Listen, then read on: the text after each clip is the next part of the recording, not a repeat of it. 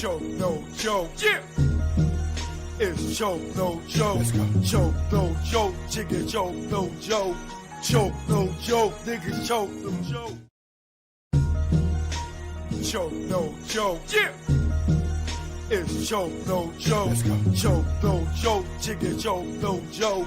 Choke, no joke. Niggas choke, no joke. Choke, no joke. Yeah.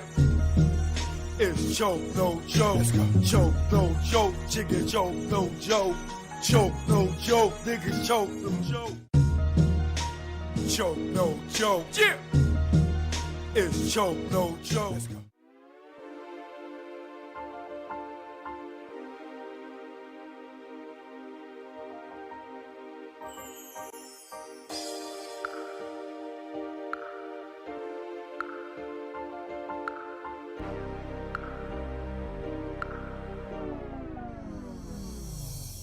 Supreme Bigger Figure, Big Cap, The Warden, The Club King. The DJ Johnny Walker Red. MC Frank Jigger, the celebrity's choice. Sean Brophy, sound engineer. Choke No Joke, legendary videographer. Sterling Cox, I was the head of security. Alpha Grinya. My name is V. Omega. Big G. Vim Rock from the legendary Naughty by Nature. Styles P the Ghost, LOX, D-Block. Tech Smith and Wesson. LB Fan, Mr. Cheeks. The Cool, the DJ, the Red Alert. Kid Capri. The tunnel was a hip-hop nucleus. It was the It epicenter. was the domain, the temple. It was the Mecca. Nothing was that melting pot of hip hop. They kept the paradigm going. It's almost like what Rucker did for street basketball. The tunnel was that of music industry. My Sunday ritual going to the tunnel was, I'm telling you, your ass better be there. We just pretty much did push-ups. We had to drink a couple bottles of Hennessy, go get smoked. Leave the jewelry and watches at home. Before you even get to the tunnel, you gotta get on the block. You started from 11th Avenue, and when you got to that door, the search procedures was no other. First time I ever heard of take your shoes off, open your mouth was in the tunnel. It was damn near everything but a full cavity search. Security at the tunnel was no joke. The beatdowns did happen. Some of them, if you had that chain out, that shit was leaving with one of them niggas. We had a handful of cats. When we were taking you out, they were digging in your pockets. The code check at the tunnel was crazy because you didn't know if you was gonna get your shit back. Sometimes the bloops happen where you might not get your coat. A lot of boys wanted to get their girls some fur coats, you know, so I mean, it was free. The bar was always on till after the tunnel. You might get fake alcohol. Bartenders might have got counterfeit. The dance floor is always rocking. It looked like a video all the time. The tunnel had a very unique situation at the bathroom. It was co-ed. The bathroom was Sodom and Gomorrah. I was like this, looking, trying to look past the dudes like when they was going in the urinal. The tunnel was a one-stop shop. They had food, they had alcohol, drugs. I saw weed the tunnel. It was just oozing money. Backstage is like the club amongst the club. That's where all the so-called stars who was scary to be in the crowd, that's where they hung out at. The dopest things about the tunnel for me to remember is hearing my records get played up in there. The top, maybe, of all-time tunnel banger. Or anything Bad Boy. Every Biggie record, any shit by Hov. Shook Ones was bananas in there. Nori Capone, that bang bang. Andy Up. Any one of Buster joints. Wild Out would actually start a fight. The best performance I ever seen, Jay-Z performed in front of the DJ booth. The DJ booth was bouncing like a ball. Snoop and Dre, when Dre was there. DMX, get at me, dog. The king of the tunnel was Jay-Z. Busta Rhymes. DMX is the king. Queen of the tunnel. Mary J. Blige. Foxy and Lil Kim. Eve. King of the tunnel record label-wise was Def Jam. Bad Boy. The best DJ at the tunnel was Flex. Big Cap, all day. Flex used to break off the records, but he used to try to bully Cap, like, don't spin this, because when I get here, I want to spin it. No, nigga, fuck wrong with you? What the tunnel did for artists, it solidified their street music. That gave us a platform, set up Rough Riders, Rockefeller, Bad Boy, slew of other artists. The closing of the tunnel, it was kind of sad because that was a big piece of hip-hop. So losing the tunnel was like a little kid losing Disney. A famous mosque closing down. I think when the tunnel closed, it was necessary. Niggas was coming to miss it. When you hear people of the late 70s talked about Studio 54, the tunnel was the Studio 54 of hip-hop. No joke, learn from mistakes. DJ S&S the great. It ain't no telling you be a first-time felon. No telling when you be a first-time felon. It ain't no telling you be a first-time felon. No telling when you be a first-time felon. Best day of my life, no sleep all night. Broke day for weeks, my cash was right. My combo tight, take our loot, unite. 23-hour shifts, had to see loot like Mike. Cash lovely, Yeah, Dougie, how could this day get so ugly?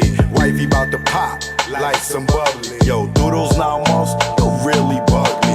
Felt like a star, cop first car. Get up with the guard, what it is, baby paw. You're about to cop a van, get up with our mans. Before we reached our low spot, toes blam.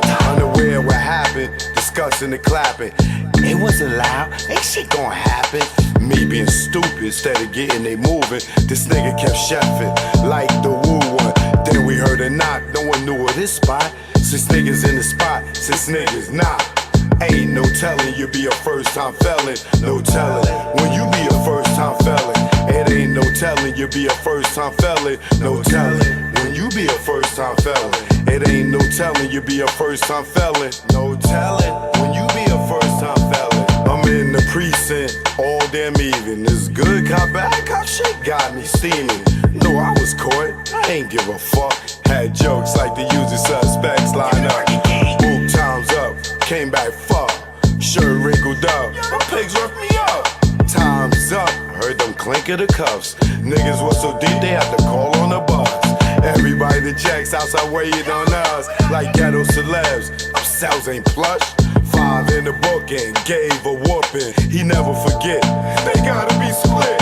Up in the courtroom, they cause it ruckus. Everybody in the jacks waiting on us. Try to bail us out, that thought got thrown out. Bill one so high, I couldn't bear half a nigga out. Copped out, that's what first fell in the bow.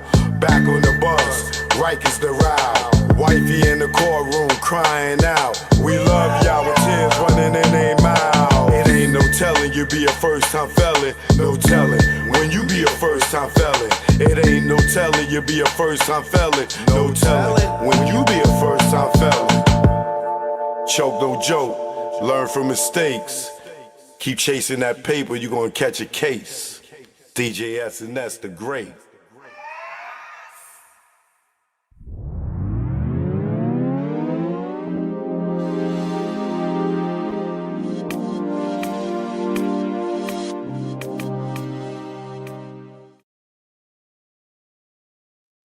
Choke no joke, we in the building. You already know. Alright. Shout out to everybody in the building. Michelle Frizzy first up. Alright. Wonderful in the building. I see you. Grizz, what up? Alright. Too many issues, what up? Alexander Gray, what up? Make sure y'all get that Tunnel documentary. They go to the link. It's in the chat. You can hit that. Watch it after the show. You can watch it for free. All right, on Stash Movies on YouTube. Agent Nueve is in the building. Ron in the building. Bruno's here. Malik Smiggity, Aries 80s baby. Moderator, his squad is here. All right. Levette did it is here. My man Kareem Smiggity is here. All right. Kareem Smith in the building. Michelle Frink in here. My man Bert in the building. All right. Let's go. Let's go. Darius, I see you. Membership gang is here. Anon is in the building. All right. My man Kev V, we live. Yes, indeed, we are. We are live. This is not Memorex. We are live. All right. Let's go. Make sure y'all get that Tunnel documentary. I just dropped the link for y'all. All right. Shout out to all my new subscribers. Fatima B in the building. I see you. Sarah the Replay King is here. All right. Who else in the building? Who else in the building? The Power Rangers is here. Laquita is here. All right. Shout out to Shamik in Detroit. Everybody knows tomorrow's the fight. Clarissa Shields versus Lonnie Daniels. You know what I mean? Tune in. We gonna support her even though she blocked me. Y'all see Clarissa just put a papoose tattoo on her booty. I guess that means that's papoose ass. All right, OJ, what up, membership gang in the building? I see you.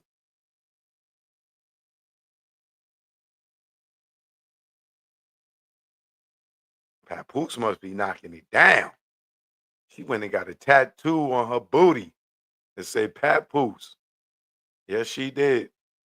Big Cheese is up in here. I see you. All right. BX for life. You know what it is. All right. BX, you see it. All right.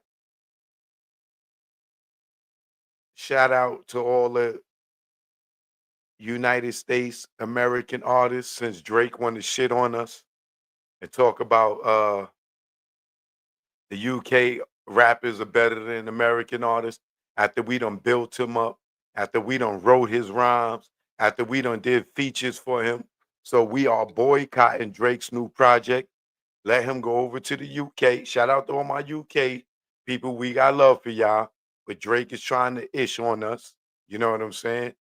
Like Rakim is not great. Like LL Cool J is not great. Like Big Daddy Kane is not great. Like Slick Rick is not great. Like Nas is not great. Like DMX is not great.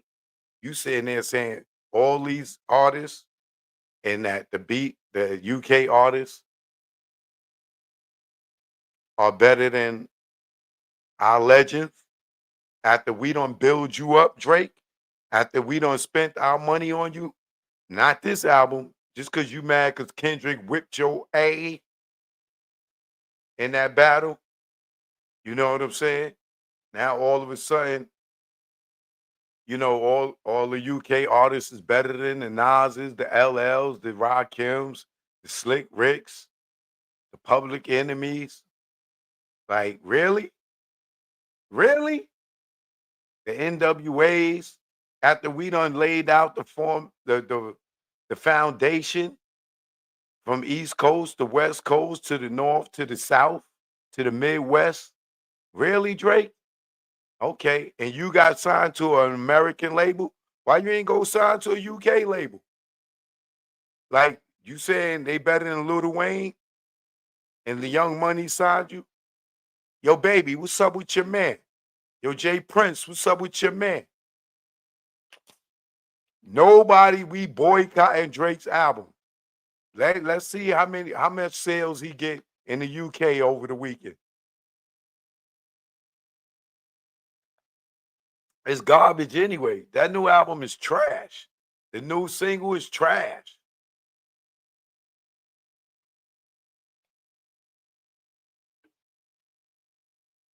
All our lyricists that we got out here, Scarface, really? Really, Drake? I would love to hear who's better than Scarface. Nas. Like, are you serious, Drake? You not even better than them with your singing ass.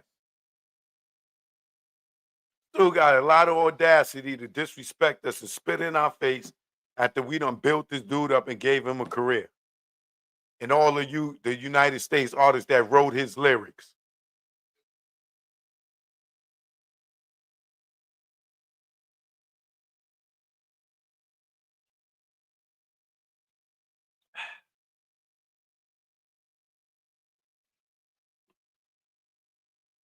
I gotta get them fluids back in me. I just was working out, running. I think I ran like 4 miles.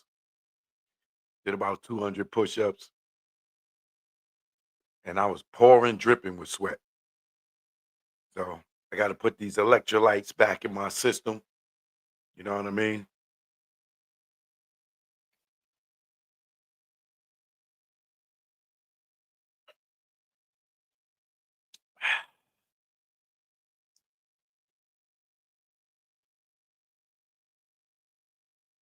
It's crazy. You see how soon they forget? You see how soon they forget. We sit there, we build them up, we sign them to these labels,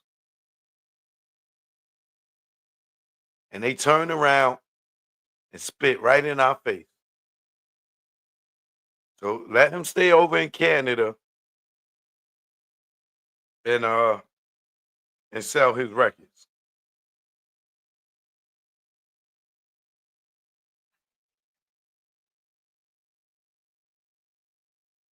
Going live on TikTok. Choke No Joke Official on TikTok. Follow me there. All right. So Fat Joe has responded to TA the Legend and Tyrone Blackburn with his response, and we got that. You know what I mean? We got that, but to keep it consistent on the Tupac level, for all y'all that was saying Tupac wasn't leaving Death Row, I think I have made my point, and now that Pork Butt has gracefully bowed out and said, I mean, it was just an opinion. You know what I'm saying? But we got one of the brothers from Thug Life. Oh, what's my man's name?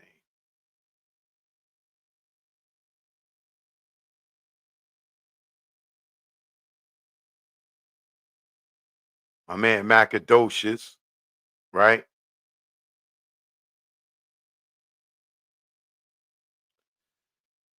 Macadocious was asked by the Art of Dialogue.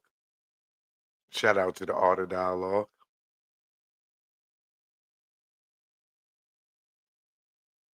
About Pac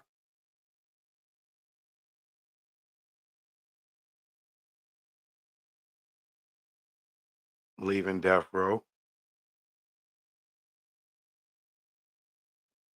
And I just want to keep it a little consistent here.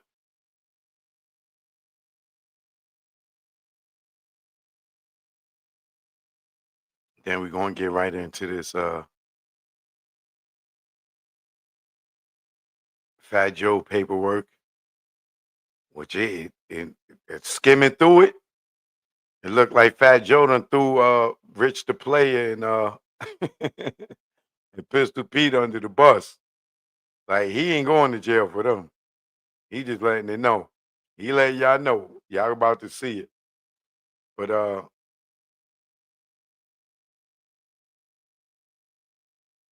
I need y'all to check this out, and then we're going to get right into it.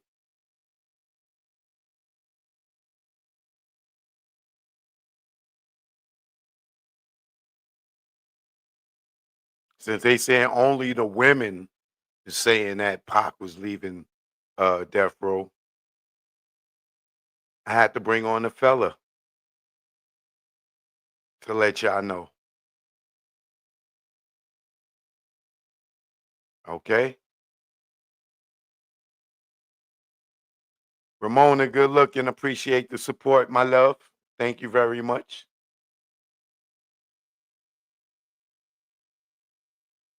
Check this out here.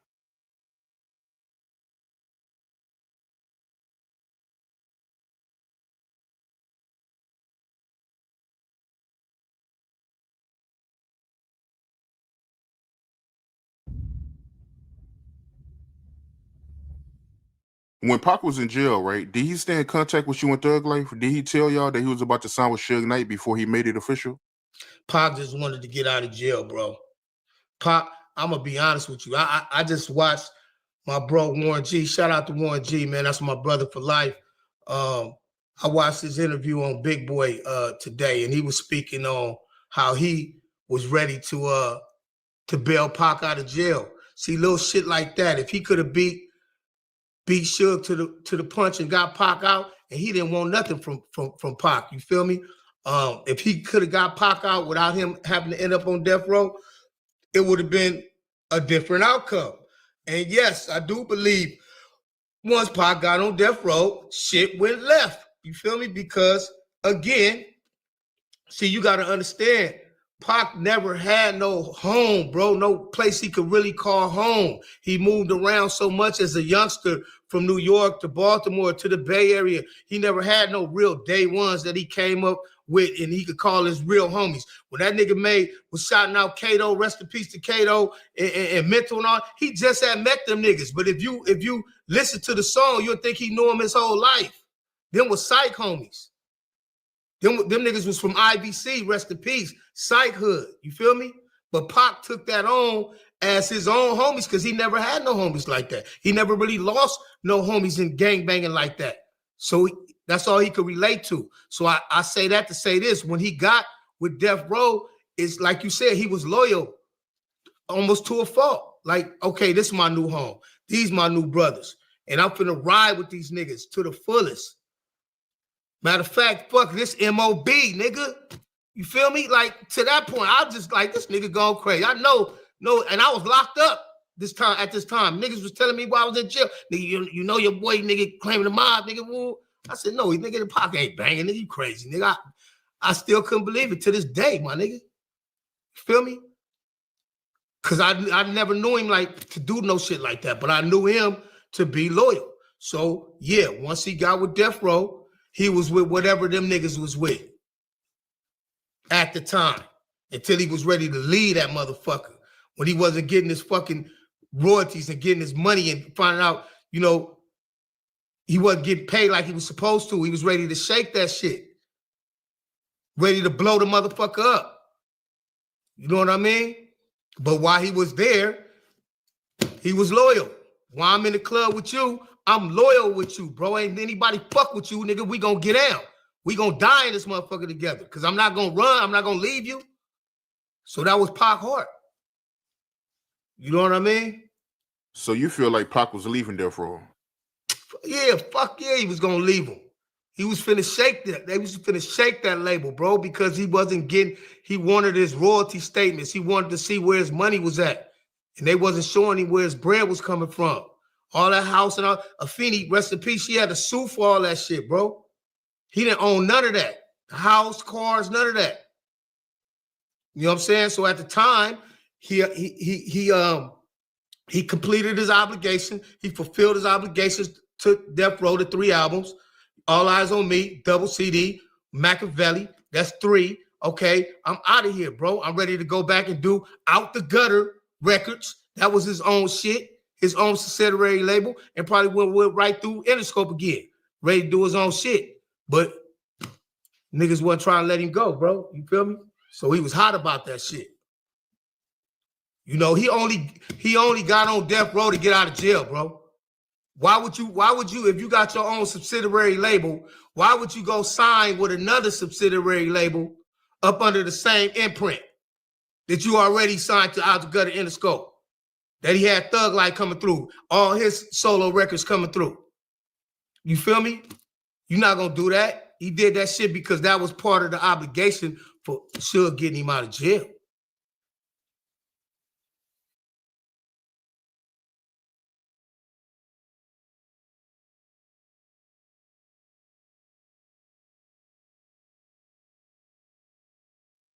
Makes sense, don't it? You got your own situation. You gonna go sign up under another dude?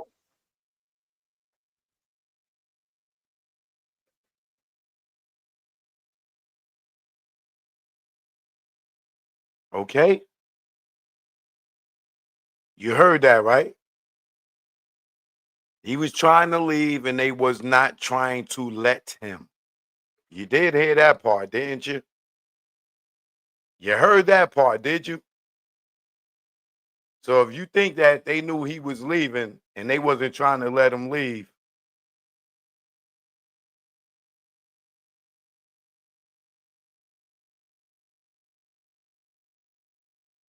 did you hear that? Okay. Stop listening to Pork Butt telling y'all these lies, bro. Right? So now that he only was letting women say, like, bro, think about it.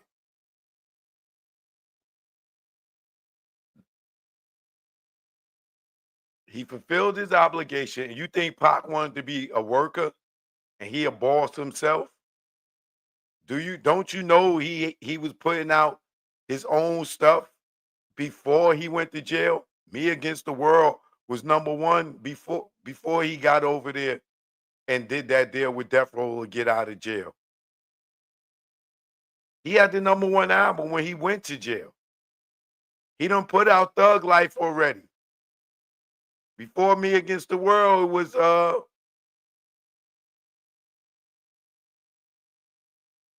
Was it strictly for my? I don't know if it was strictly for my niggas. I'm not gonna try to go through all. I know, but definitely when by the time he had Thug Life, he damn sure was putting out. He had his own label, like he said, out the gutter, right? So why would you go and you got a 3 album deal with Death Row?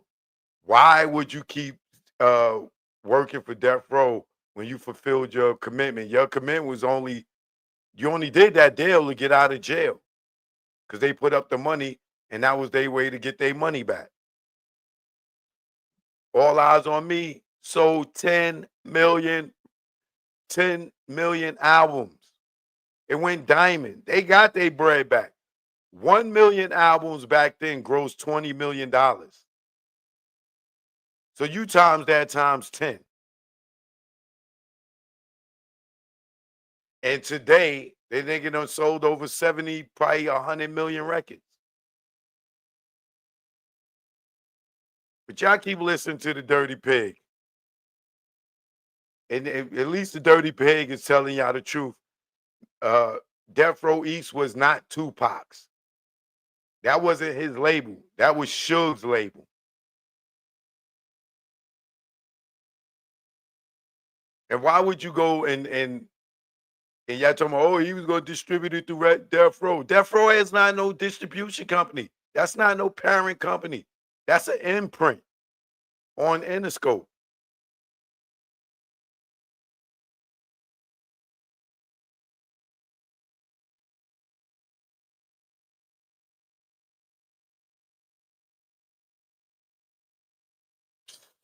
Y'all keep listening to these dudes, man. This is why y'all confused about who murked them.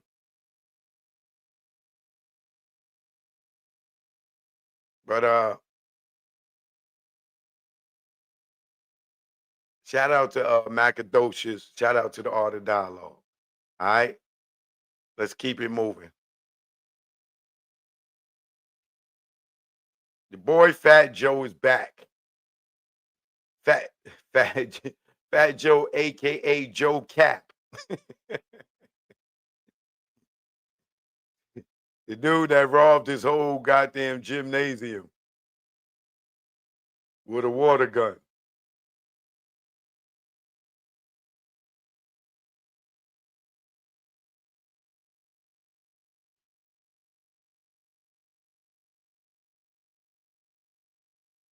As you can see right here. Now I had this paperwork for a few days, but all the other current events were superseding this, and this was filed on 4 days ago, on July 21st. Right? So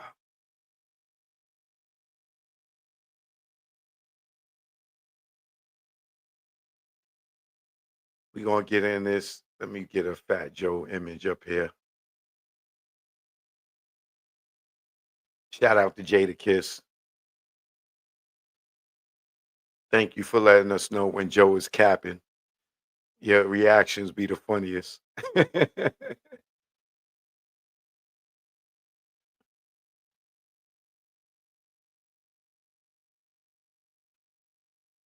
see Nori went and started doing his interviews with EFN after I said what I said.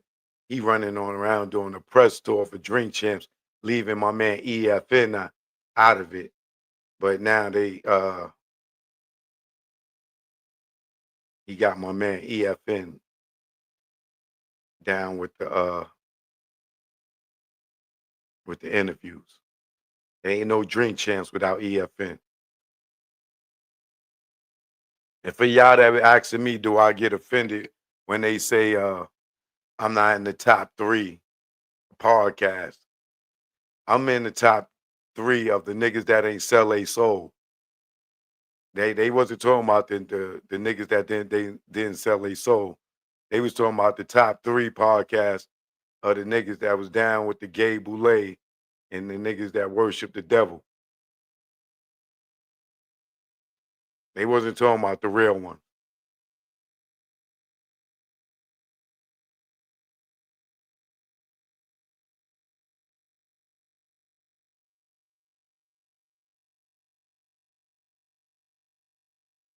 There's a difference between us that get out here and do it independent and the niggas that take the bag and go through the doors.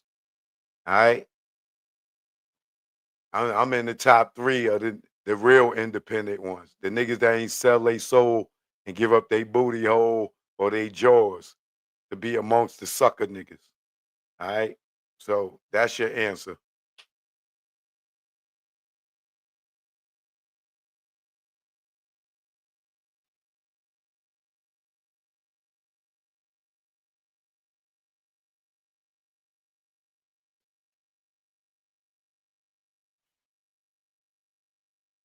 So let's get to this. All right, the introduction. Plaintiff Joseph Carter Jr. I say Carter Hayner because I'm internationally known on the microphone. Who is professionally known as Fat Joe, is a world-renowned musician, entrepreneur, and philanthropist. For approximately a dozen years and ending nearly 6 years ago, defendant Terrence Dixon, who is professionally known as TA, TA the Legend, worked with Carter Jr. as a hype man, a supporting performer who increases audience engagement with interjections and chants. Carter Jr. compensated Dixon at the industry standard rate for his role, and Dixon never complained or expressed any dissatisfaction with his pay or other conditions of his work, nor could he. This nigga Joe is crazy. Oh boy. Carter Jr. began working with Dixon in approximately 2006. That's 20 years now, come next year. Dixon eagerly accepted the once in a lifetime opportunity to be a part of Carter Jr.'s team. He also accepted the industry standard compensation package Carter Jr. paid him. And throughout their relationship, Dixon enjoyed the persuasive, what's this word? Let's see what this word means. I don't know what this word means.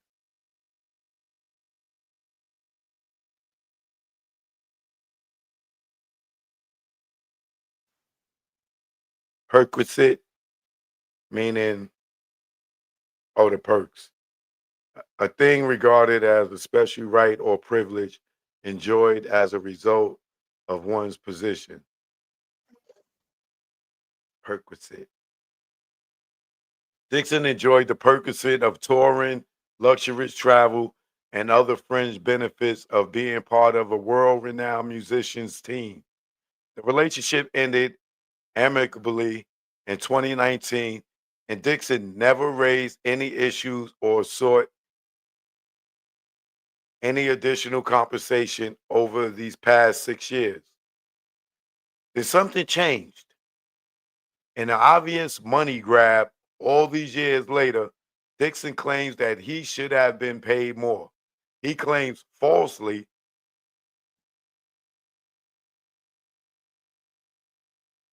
that Carter Jr. recently blocked him from getting outside funding for a record label. He also claims that Carter Jr.'s former manager told him that he should have been paid more than he had. These were apparently the last straws that caused him to dredge up decades old supposed grievances and issues, none of which were aired contemporaneously, and more importantly, none of which are true. Let me blow this up so I can see it easy.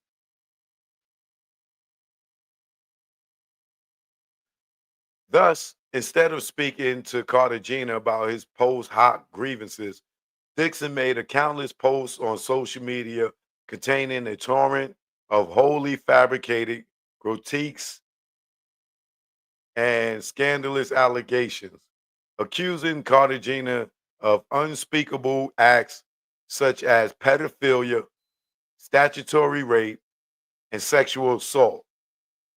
For example, Dixon published shocking falsehoods on Instagram that he knew were false, including that Carter Gina was dating and having sex with a 16-year-old girl, flew an underage girl across state lines and out the country, had a full-fledged relationship with Nikki, who was underage, and does at Market America knows sick they have a pedophilia as their spokesperson. Dixon knew that his abhorrent statements about Cartagena was false when he made them and or otherwise act with reckless disregard of their truth or falsity. He nonetheless wielded these statements as weapons in a calculated campaign to shatter Cartagena's reputation and extort him into surrendering to Dixon's outrageous financial demands with known falsehoods. Simply put, defendants were threatening Cartagena with harm to his reputation to seek money to which Dixon was not entitled. And defendants could not reasonably have believed Dixon was so entitled. Furthermore, defendants knew that there was zero nexus between Dixon's threat to publicize the alleged statutory rape and alleged right to such compensation. Thus, the threat was inherently wrongful and extortionated because Cartagena's alleged relationship with the alleged underage females had nothing to do with Dixon's false claim to be owed compensation for alleged services he provided to Cartagena. Dixon calculated incorrectly. Cartagena is steadfast and resolute. The allegations are false, and Cartagena will never succumb to Dixon's repugnant tactics. But Dixon was not done. Frustrated by Cartagena's fortitude, Dixon hired defendant Tyrone Blackburn, who, in the words of the Honorable Judge Dennis Coe of this court, improperly files cases in federal court to garner media attention, embarrass defendants with salacious allegations, and pressure defendants to settle quickly.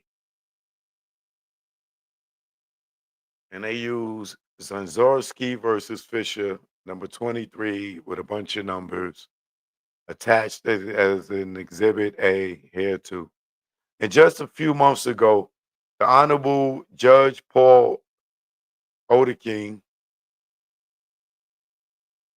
of this court issued a warning to Blackburn because his filings are replete with inaccurate statements of law and full of similar irrelevant insults, misstatements, and exaggerations. The judge was flabbergasted by Blackburn's misconduct and stated that any licensed member of the bar would oppose such an absurd understanding of the law is not just disturbing, but shocking. More recently, Honorable William S. Stickman, the fourth of the United States District Court for the Western District of Pennsylvania, ordered Blackburn to show cause why Rule 11 sanctions should not be imposed against him for various fabrications and misrepresentations he made in two briefs he filed. Memorandum order at 7 to 8, Jakes versus Youngblood, number 24, a whole bunch of numbers, and they have an exhibit. Dixon and Blackburn started with a written demand on March 23, 2025 for compensation as a ghostwriter and uncredited vocalist on certain of Cartagena's songs. When this absurd and false claim did not garner the response that the defendant desired, namely an unwarranted payout from Cartagena, they sunk to a much lower depths. By letter dated April 21st, 2025, which attached an intended complaint against Cartagena, Dixon, and Blackburn, threatened to file that complaint not just for unpaid wages and other compensation, but also, and with utter disregard for the truth or decency, knowingly false and outrageous allegations against Cartagena that have absolutely nothing to do with Dixon's perpetual unpaid wait. What's this word? Perpetual. Let me get the proper pronunciation.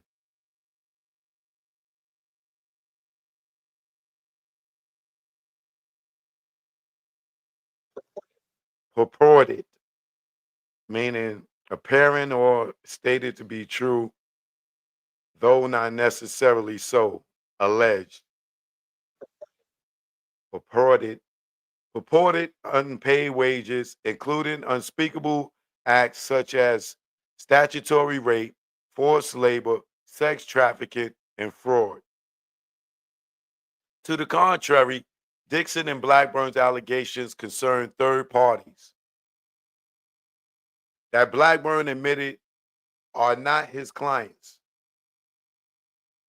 These monstrous accusations, notably lacking from the March 2025 demand letter, are conjured from thin air, knowingly false, and once again designed to extort Cartagena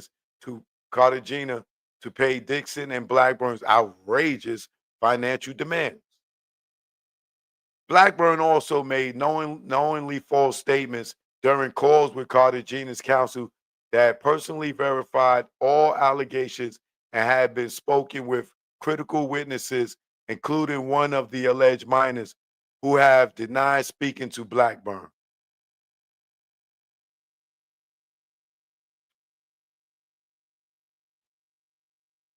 So that means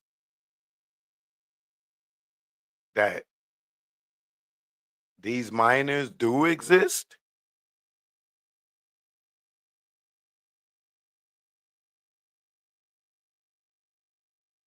Including one of the alleged minors who have denied speaking to Blackburn. So that would mean that Fat Joe or his counsel has spoke to one of the alleged minors, and they told him they didn't speak to Tyrone Blackburn, but they spoke to TA. Allegedly, right? Blackburn continued to threaten Cartagena on a daily basis with many evening and late night, early morning email messages to his counsel, stating things like, "We will report him to Homeland Security." That was at 8:57 p.m. An email sent on April 22nd, 2025. Playtime is over. That was at 12:15 a.m. An email on April 29th, 2025. The case has just expanded into a civil RICO case. That was sent to him on 7:27 p.m. email on April 28th, 2025. And that he was adding Cartagena's marketing partner to the complaint for aiding and abetting. That was sent at 9:52 on April 26, 2025. The threats have failed to achieve their goal, and Cartagena filed this lawsuit. Blackburn then took matters into his own hands. In a public Instagram post directed to Joseph Tacopina, Cartagena's counsel, Blackburn falsely claimed to have an audio recorded showing that Cartagena ordered a hit job against Dixon. Exhibit D. But Blackburn knew this statement was false. The transcript of the alleged audio recording is not from a call with Cartagena, and in any event, does not contain anything indicating Cartagena ordered a hit job against Dixon. See, now they reaching, bro. Now they reaching. I heard the goddamn the call with Pistol Pete, Rich Player, and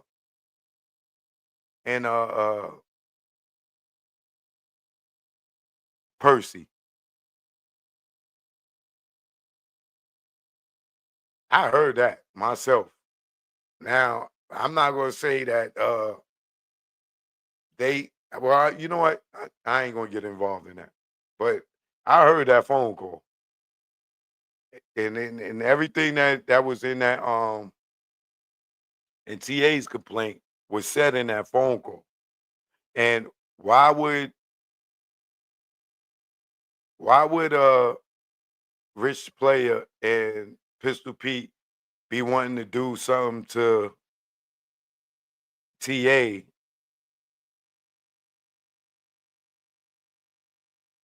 about him disrespecting Joe on their own, in my opinion, allegedly, right? Like, so y'all threatening this nigga because y'all threatening him on your own? Like, y'all not doing it because he disrespected Joe or he going at Joe on social media? Like, that part I don't get. Like, unless he just throwing them niggas under the bus, like, yo, y'all did that on your own. I ain't tell y'all to do that. But I heard it. Like, I heard it. Like, I definitely heard it. Blackburn also, and like I said, I'm not, that's all alleged if that it came from Joe. I'm just saying, y'all niggas is looking to do something to a dude that didn't say nothing about y'all. Like, he ain't got no beef with y'all, right? But y'all threatening and y'all saying that y'all gonna do something. Who are y'all doing it for? If he ain't say nothing about y'all, I allegedly, right? Don't make sense to me, right? From what I heard. Blackburn also went on a podcast falsely stating that he had a recording of Cartagena's girlfriend admitting that she started dating Cartagena when she was 16 years old. When the host of the podcast interjected that he has no knowledge of this, Blackburn clarified that his statement was, according to me, 100%, and told the host to blame me and that he will indemnify the host 100%. 100%? Even then, however, wait, who is he talking about? Me?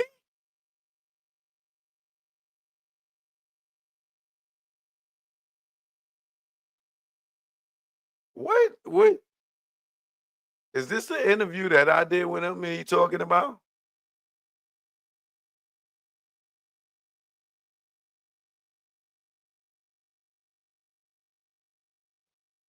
I don't know. It sounds like it. Even then, however, Blackburn either knew that Cartagena had not dated a 16-year-old or otherwise acted with reckless disregard for the truth. He failed to corroborate the information with the purported minor himself. Despite Blackburn's online bravado, Blackburn and Dixon knew they were caught. Blackburn has misrepresented his and Mr. Dixon's home address in order to fabricate a judicial dispute to avoid Cartagena's lawsuit.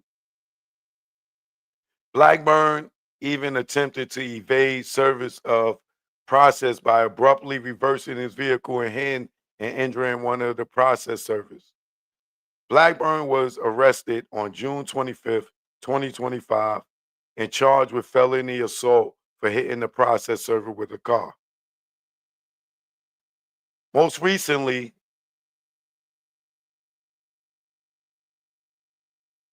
Dixon, through Blackburn, followed through on his threats to file an extortionated complaint against Cartagena, Dixon versus Cartagena, case number 25 CV 05144, Southern District of New York.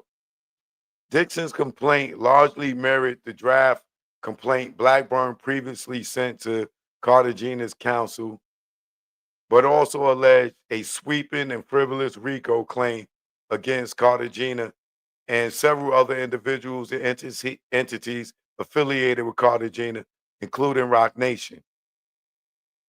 Blackburn later acknowledged that some of these claims were baseless when he emailed counsel for Roc Nation stating that he and Dixon believed that Cartagena had defrauded Roc Nation and that Dixon has no animosity towards your client. If Cartagena had defrauded Roc Nation, he did not, in parentheses, then Dixon would have no basis to sue Roc Nation for the claims he alleged in his complaint. Dixon and Blackburn's conduct is thus cold-blooded attempt to extort exorbitant sums of Cartagena by leveraging the specter of public disgrace and professional ruin. Their defamatory and other statements accusing Cartagena of heinous crime. I think I'm pronouncing that wrong. I believe that's heinous.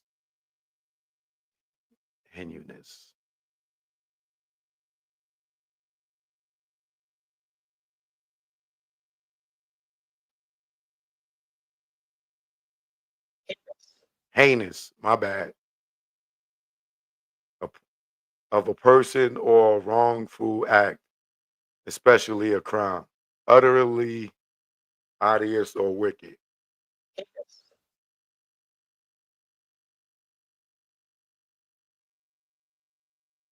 In other statements accusing Cartagena of heinous crimes are devoid of any factual foundation, relying instead on the power of shock, scandal, and Cartagena's high-profile status to maximize leverage. And Blackburn's threats to publish false allegations against Cartagena under the cloak of the judicial system are shakedown tactics masquerading as lawyering.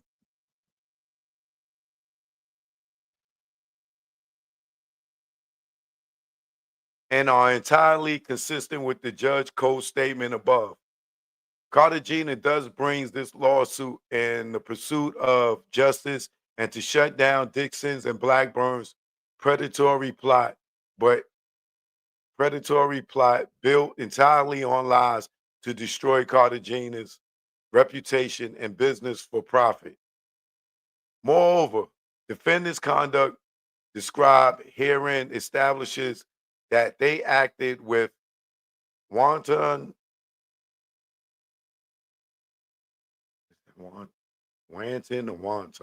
Let's see.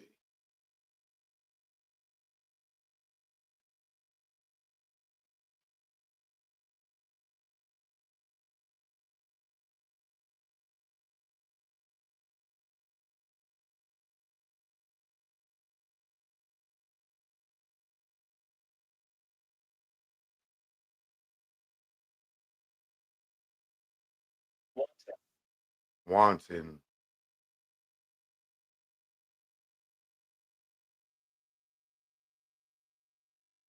Wanton dishonesty. What does that mean? Of cruel or violent actions, deliberate and unprovoked.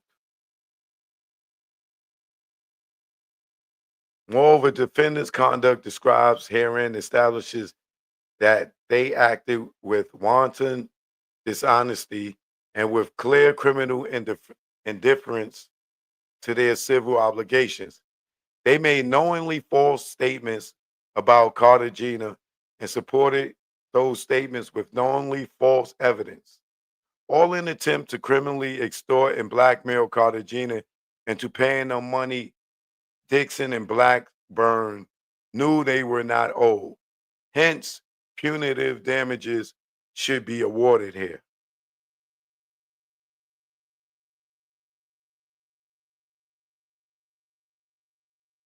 Parties. Plaintiff Joseph Cartagena, known professionally as Fat Joe, is an individual and citizen and resident of the state of Florida.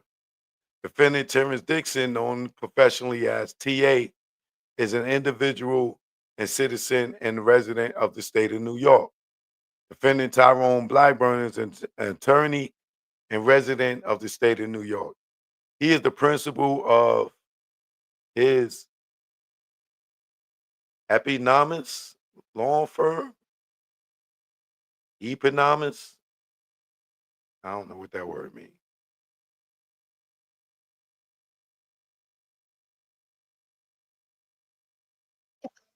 Eponymous, which means of a person giving their name to something.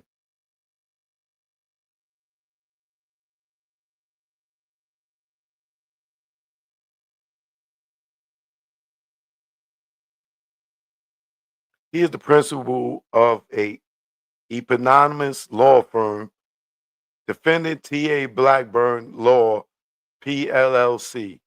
Blackburn's conduct described in his complaint were taken on behalf of himself, individually, and on behalf of Defendant T.A. Blackburn Law, PLLC. Defendant T.A. Blackburn Law, PLLC, Blackburn Law, is a law firm organized under the laws of the state of New York and operates its principal place of business from Brooklyn, New York. Jurisdiction and venue.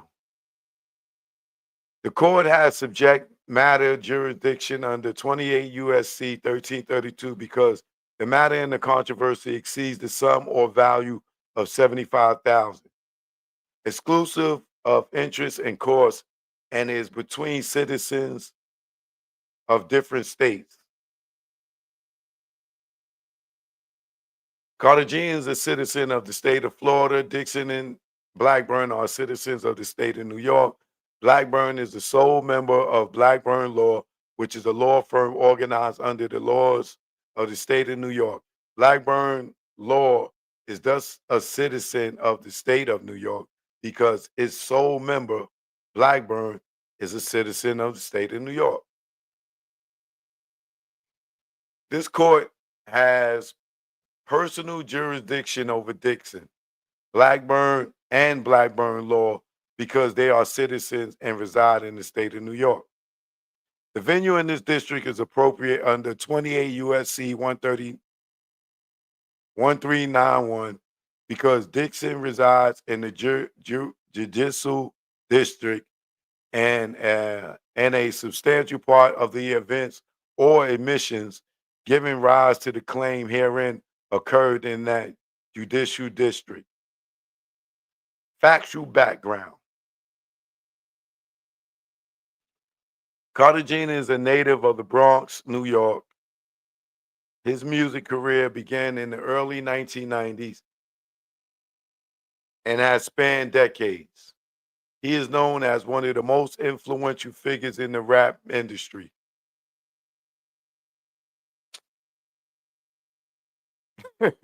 Right.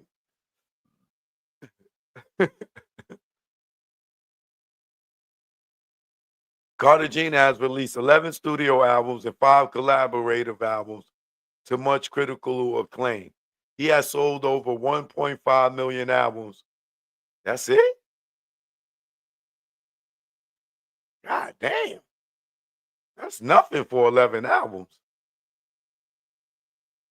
16 albums, he only sold 1.5 million?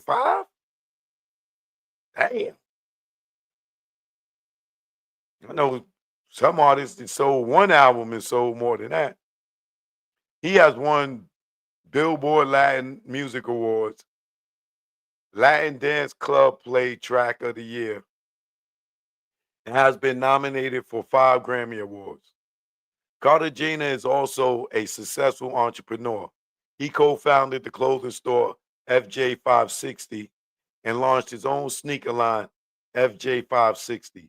He co-founded Rewinded, a men's hair clothing company. A men's hair color company, for which he remains a co-owner and brand ambassador today. He founded and owns Up NYC, a Bronx-based sneaker retail store. He launched a sports and cultural podcast entitled Joe and Jada. Cartagena also has countless endorsement deals which rely on his pristine image. Cartagena is a philanthropist. His many philanthropic endeavors include, in January 2022, helping to organize a day-long fundraiser for families who were impacted by a tragic apartment fire at the Twin Parks Northwest apartments in the Bronx.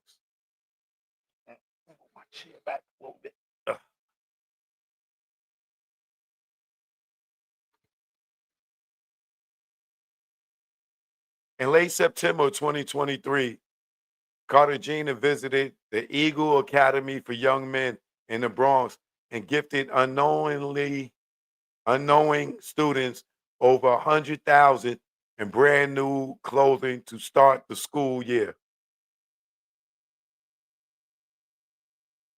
You tell me this dude been in hip hop since the early 90s, and he just started doing philanthropic work in 2022, just 3 years ago.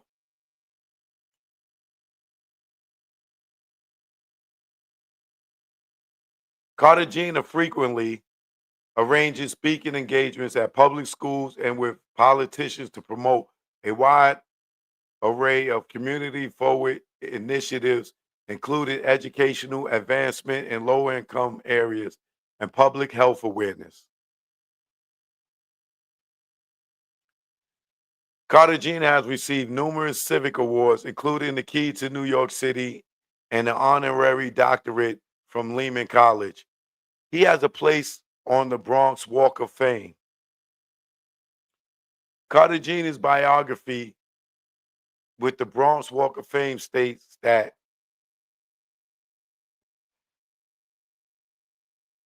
his contributions to the genre, his entrepreneurial pursuits, and his dedication to philanthropy have made him a respected figure in both the music industry and the wider community.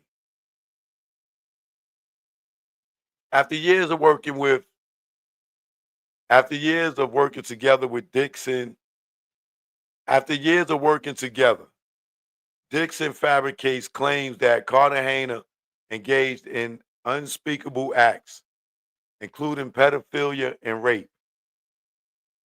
At various times from approximately 2006 to 2019, Dixon acted as a hype man for Cartagena, assisting him on tours and concerts.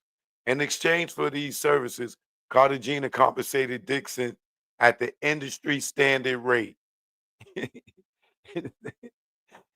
he paid the minimum wage.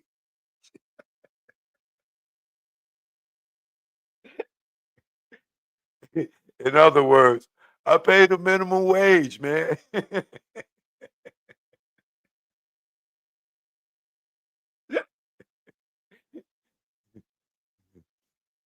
It ain't funny, but it's funny.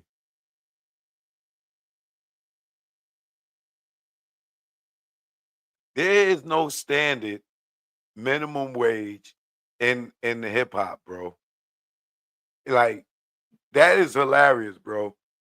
Like, dudes give you what they want to give you. It's not like um if you go get a job at Burger King or Walmart or whatever, they gotta pay you at least minimum wage. There's no minimum wage. There's no standard in hip hop, bro. Dudes make that as they go along. I guarantee you, if you grab 5 different artists that got 5 different hype mans and ask them all how much they paying their hype man, everybody got a different rate. I guarantee it. I guarantee it. Everybody's not paying everybody the same thing. Trust me. For years, their arrangement worked well and without issue. Some 4 years after their relationship ended, however, Dixon, in a blatantly money grab, began to attack Cartagena in order to attempt to monetize Cartagena's fame and good reputation for his own benefit. In 2023, Dixon initiated a campaign of public harassment against Cartagena by making and publishing countless defamatory and false statements on his public social media accounts, including his Instagram account, That Strategy. This pattern of conduct is unfortunately par for the course for Dixon. He has repeatedly told even members of his family that if he did not stop working with Cartagena, he would have put false information about Cartagena out on social media and would take all of Joe's money.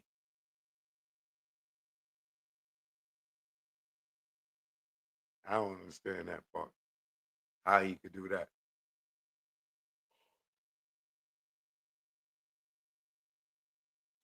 Dixon falsely accuses Cartagena of sexual assault in Wisconsin despite knowing that it never occurred. In June 2010, Cartagena performed in Wisconsin. Following the show, a fan made allegations of inappropriate touching. Within hours, Cartagena was cleared of any wrongdoing. As explained by his attorney, Fat Joe had no contact with and never spoke to his accuser. He was questioned for a few minutes at his hotel room and was never detained by the police. For his part, Dixon never complained to Cartagena about the supposedly horrific acts that he witnessed. In fact, the inappropriate touching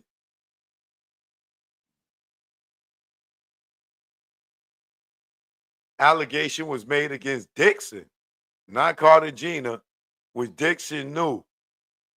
Nevertheless, and knowing that his statements were false, on June 17, 2023, Dixon posted a screenshot of a 2010 CNN News article to his Instagram account entitled Rapper Fat Joe Question About Sex Assault Complaint in Wisconsin. Dixon post featured a picture of Cartagena with the following caption: At Fat Joe, this rape charge was on you.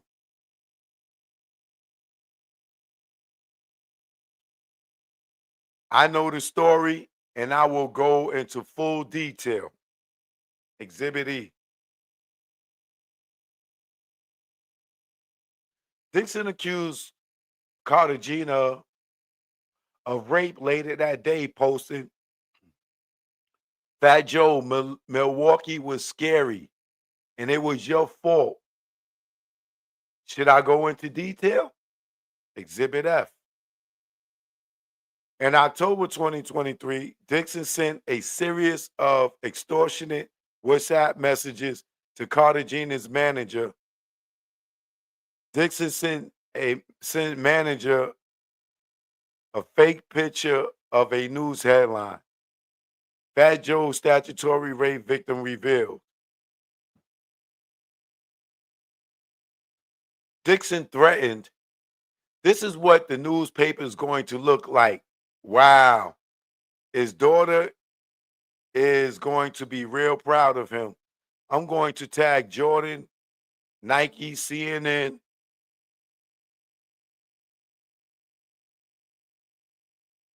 I don't know what this is. I think they spelled that wrong.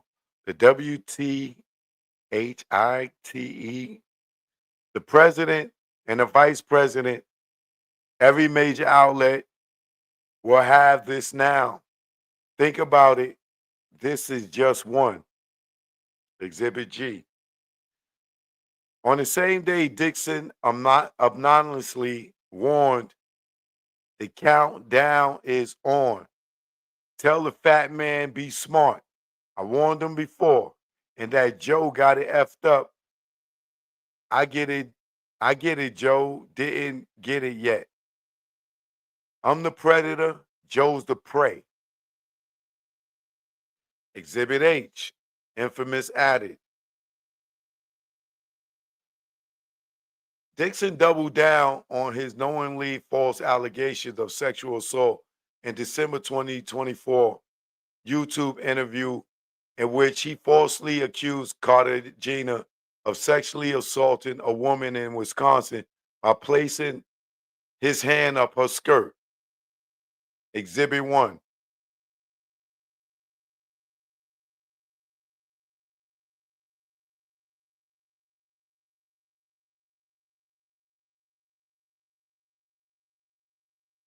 Dixon knew that these statements were false.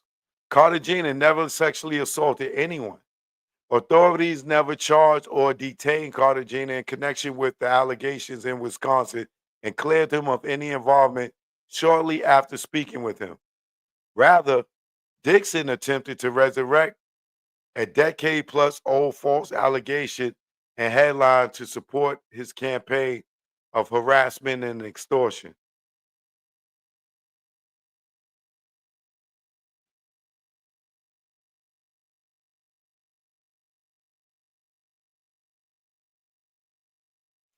Dixon outrageously accuses Cartagena of statutory rape. Dixon's statements escalated later in 2023.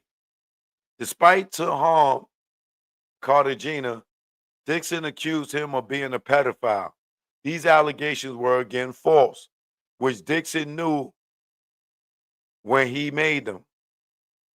On August 31st, 2023, for example, Dixon posted about Cartagena, whom Dixon occasionally calls Little Joey, stating Little Joey doing his pedophile dance when he bags another 16-year-old. Exhibit J.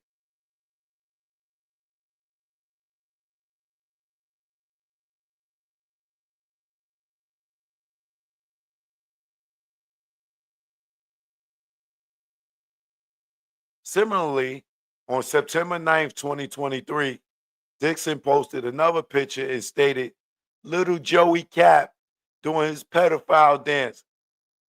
He's diving looking for little girls. 100. Exhibit K.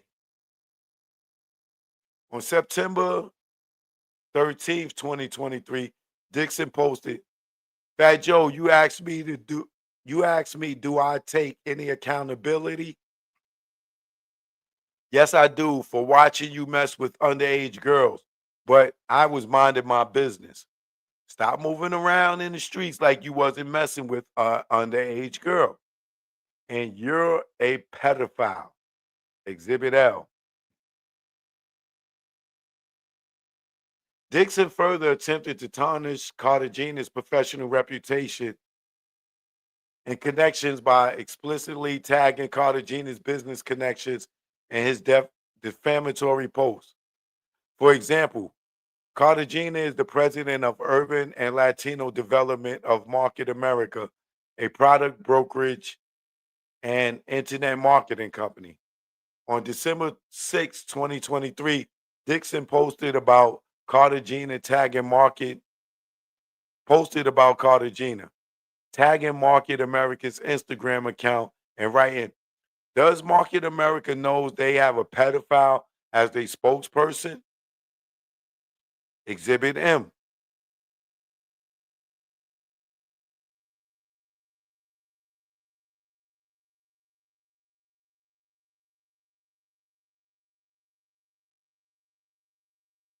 Something in my damn mouth. Dixon's abhorrent, what is this word?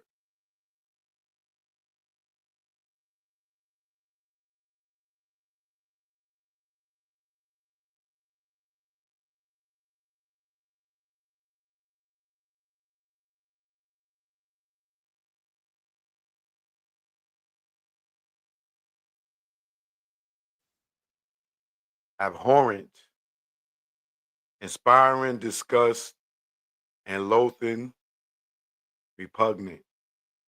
Racial discrimination was abhorrent to us all. Abhorrent. Abhorrent. Dixon's abhorrent defamatory conduct continued throughout 2024.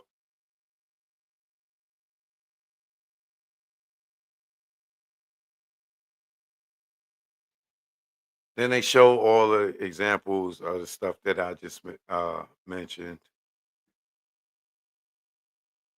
On December 28th, 2024, Dixon posted to his Instagram account images of Cartagena with the following caption: hashtag Fat Joe.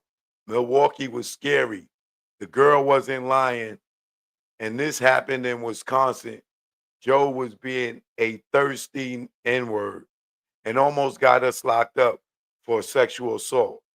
The caption is accompanied by 4 headlines. It's officially over for Fat Joe. Fat Joe investigated for sexual assault. Fat Joe's ghostwriter T.A. the Legend and Fat Joe, former employee, finally speaks out. Exhibit R.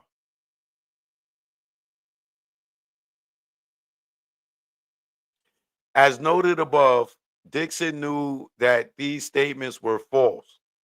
Cartagena never sexually assaulted anyone, and authorities never charged or detained Cartagena in connection with the allegations in Wisconsin.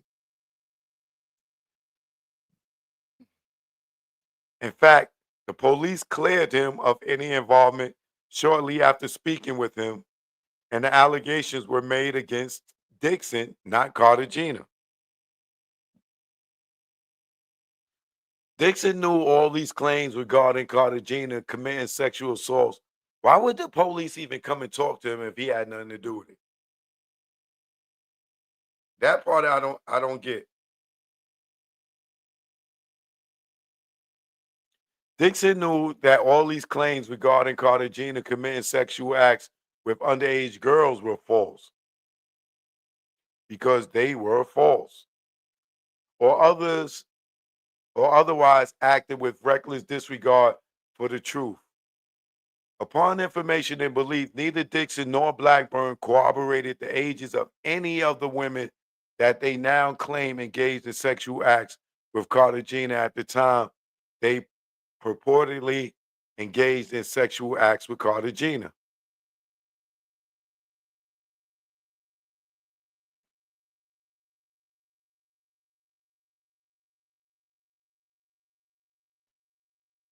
Dixon falsely alleges that Cartagena cheated him out of money and credit. Beyond the false allegations of pedophilia and sexual assault, Dixon also falsely claimed that Cartagena underpaid him for services and did not credit him for songs he allegedly wrote for Cartagena. For example, on March 17, 2025, Dixon published a story to his Instagram account accompanying the headline of a video titled Fat Joe Calls Gongu Roach a Liar. The story stated, "You have a very long history of stealing and robbing people, and you stole from Pun and his family. You settled in court to pay Liza Rios 2.3 million, not counting the rest of the money you stole." Exhibit S. On March 18th, 2025, Dixon posted to his Instagram Threads account, hashtag Fat Joe. Don't never forget who kept you breathing. I wrote this for your homie. Exhibit T.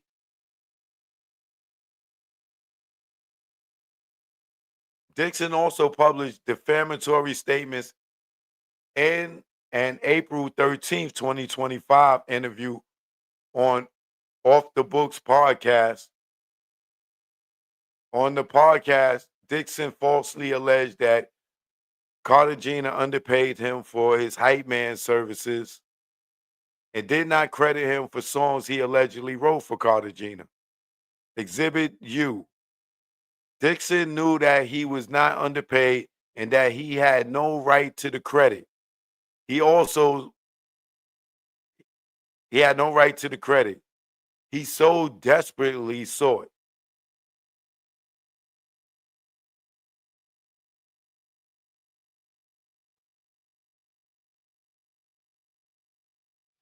Dixon publicly published these statements on his social media accounts and in interviews knowing they were false. He plainly intended to humiliate and defame Cartagena, harm his reputation, and coerced him into paying Dixon millions of dollars that Cartagena did not owe. Dixon falsely made heinous posts about Cartagena and his wife.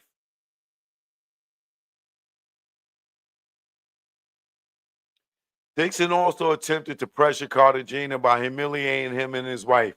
On January 2024, Dixon asked manager to tell Joe I'm going live to talk about that threesome his wife had. Sheesh. She's a nasty scumbag. You know that, right? Your boss is a sucker. Exhibit V.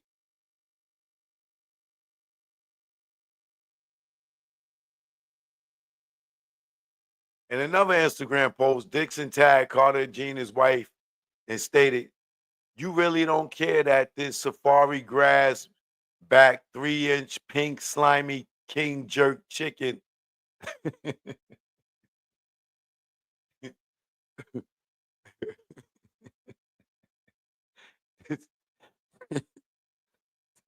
Yo, this is comical, bro. You really don't care that safari grass back 3-inch pink slimy king jerk chicken spider path ass was cheating on you so much that never even gave it a shot of being faithful. You don't care that he lived in the whorehouses. You don't care. You know that I witnessed him getting his ass eaten. That nigga is out of control. 100. I got something special. Do you want it? Exhibit W. Dixon even tagged Cartagena in the post and stated, "Fat Joe, should I blast one name off that your wife cheated on you with? Or should I wait to go into full detail? It will hurt you. Wait, 100, it will hurt you. She's a beast." Exhibit X. Dixon made countless other posts attempting to belittle and humiliate Cartagena. Many of these posts superimpose Cartagena's head on another person's body.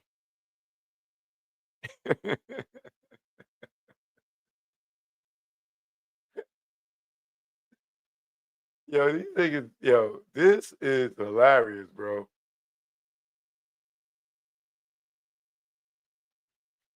I might have to show y'all this.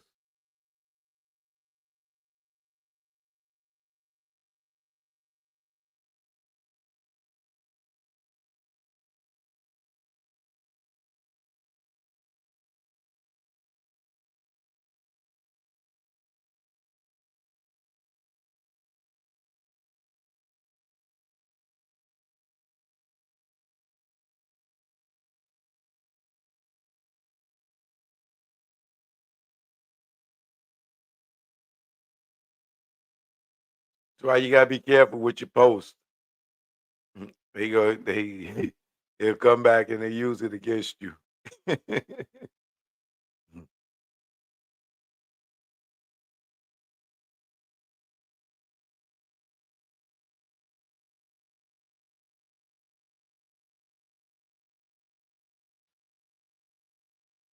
Dixon hired Blackburn to further his extortionate scheme.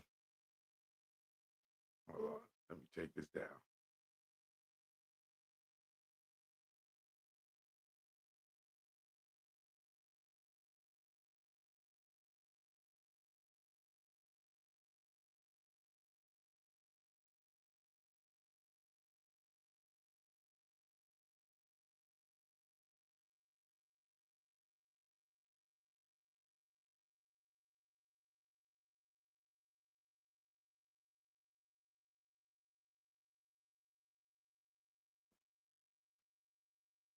Frustrated by his inability to overcome. Hold on a second. Let me take a squig.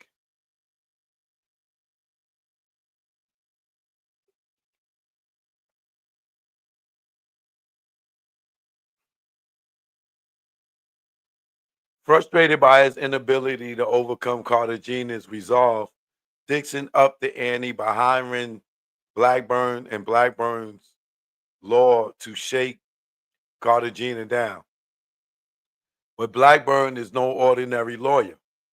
He is an extortionist masquerading as a lawyer and a cynical ruse to use the court system as both a sword and a shield for his unethical conduct. Wow. That's some big statement right there. Blackburn's gambit has not gone unnoticed. Just over a year ago, in April 2024, the judge code stated that a reasonable inference of Blackburn's pattern of behavior is that he improperly files cases in federal court to garnish media attention. I read that already. They just running that back. Recently, Judge Oken issued a warning to Blackburn. Judge Oken first stated that Blackburn filed admittedly false claims. Then, after reviewing Blackburn's filing, Judge Oken concluded that they are replete with inaccurate statements of law, conclusory accusations, and inappropriate ad hominem acts on opposing counsel.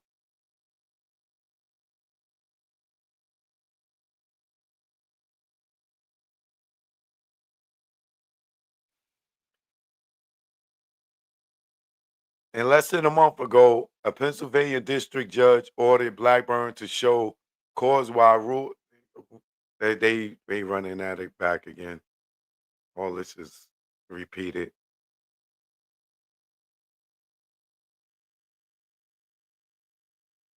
Blackburn also appears to be suffering from a personal crisis.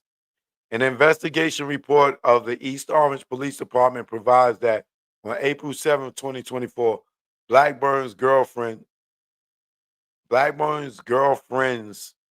best friend alleged that Blackburn was harassing her. Exhibit Z. What does that got to do with this case, bro? According to the report, the best friend stated that Blackburn called her a bitch numerous times, text her, I hope your mother has a life insurance policy because you are worth more dead than alive, and made various statements to her that she claimed were false. The report states that the best friend is in fear of her safety because she does not know what Mr. Blackburn is capable of. They both hitting below the belt now. Like, this thing has nothing to do with this case, bro. Like,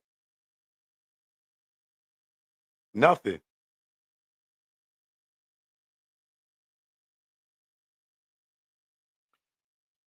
Blackburn's conduct regarding Cartagena's appears to be more of the same. He has demonstrated a pattern of unprofessional and erratic behavior that raises significant concerns. Blackburn has repeatedly referenced unrelated cases and revolving other clients, often to intimidate or distract from the issues at hand. In several communications, Blackburn has engaged in name dropping celebrities seemingly to bolster his own credibility and to exert undue pressure on Cartagena. Most troubling, however, are the numerous emails sent well after business hours, which are characterized by a bizarre stream of consciousness, style, and contain threatening language. All right, I'm going to stop right here because I need to get me something to eat. What page am I on? 18. All right, I'm gonna chill right there. I will get back to this.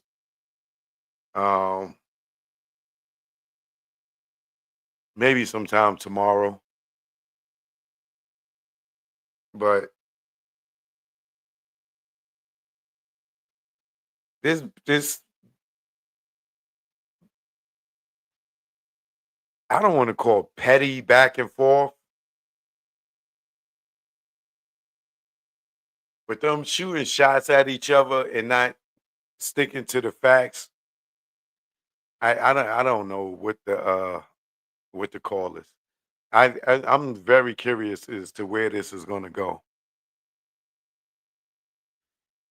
But like I said, I'll get back to this in a minute. But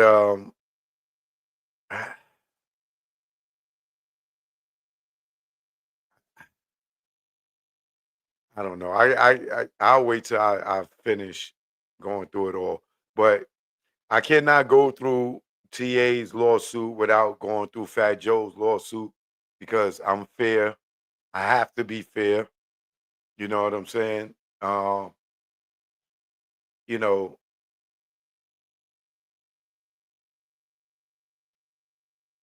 I don't know who's right. I don't know who's wrong. But I'm not going to just get up here and read TA's lawsuit without reading Fat Joe's. I don't, I got to be 100% fair. And we will see. We will see where this goes. All right. So shout out to both of those gentlemen. Y'all handling this in court. All I'm doing is here to read the paperwork and go over the case and report the news. That's all I'm here for. All right. I ain't taking nobody's side. This is why I got to read Fat Joe's as well as TA's. We got to be fair over here. All right. Even though, Joe be capping about all his stories, this is something totally different. This is the court of law. All right. Choke no joke. Y'all know what it is. The Tunnel documentary is out right now. I'm dropping the link for those who want to go watch it tonight that did not see it. You can watch it for free right now on Stash Movies on YouTube. Shout out to my moderator, Hit Squad, holding it down. Aries 80s baby, Tasha Rain, Malik Smiggity, my fellow Americans. Y'all know what it is, man. Choke no joke. I will be back tomorrow. All right. Make sure y'all watch the Clarissa Shields fight tomorrow. All right. Let's see if she the GOAT. If she continue to be the GOAT. All right. You know what it is. Deuces.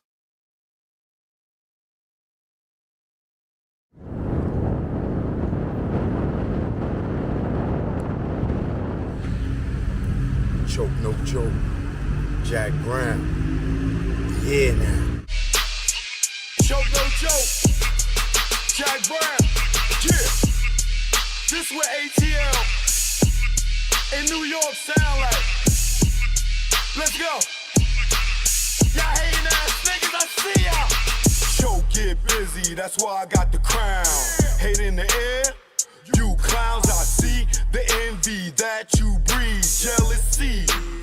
What you need is your own damn hustle. Stop worrying about mine. Nigga, I'm popping cause I put in time.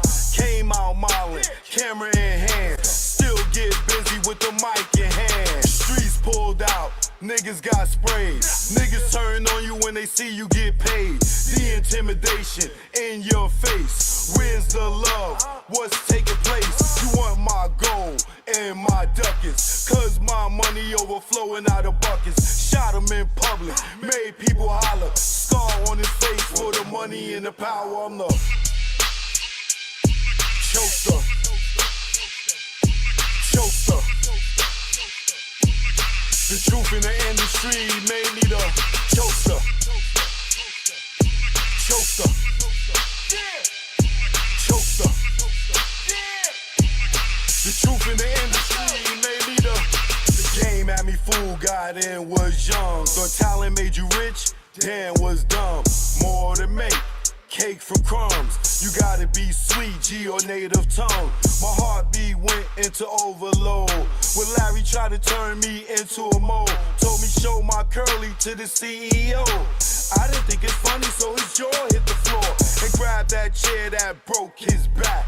Then realized that's a hate attack. Harassment comes assault, you in the maze. No way out, like Puff and Mace. Touch me, tease me, I catch a case. Nigga, you ain't straight as your poker face. Father law God, in that game I fold. This sun don't tick, demon time don't hold. I'm the choker. Choker. The truth in the industry made me the choker. Choker. Choker. The truth in the industry made me the choker. Choker. The truth in the industry made me the choker.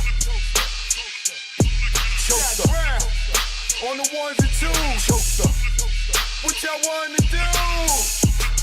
I'm here now. Eat a wall, stand up.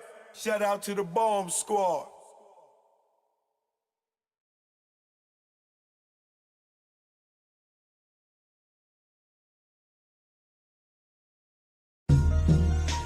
Choke, no joke. Yeah. It's choke, no joke. Let's go. Choke, no joke. Chicken choke, no joke. Choke, no joke.